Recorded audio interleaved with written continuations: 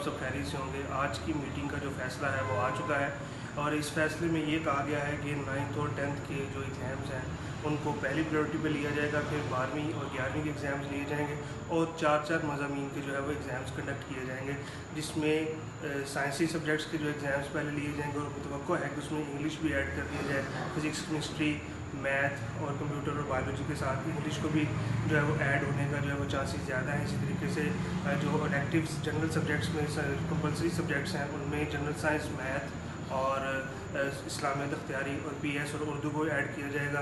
और 12th के भी इलेक्टिव सब्जेक्ट्स, इसमें साइंसी सब्जेक्ट्स आते हैं। एफएससी के 3 सब्जेक्ट्स बनते हैं जिसमें चांसेस हैं कि इंग्लिश को जो है उसमें ऐड कर दिया जाएगा।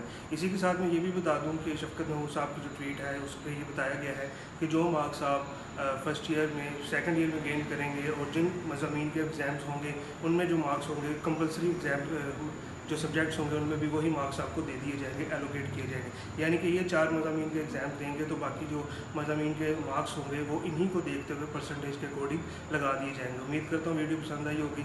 मेरे चैनल को सब्सक्राइब कीजिएगा, लाइक कीजिएगा और शेयर कीजिएगा और दुआ में याद रखिएगा। जज़ाकल्लाह।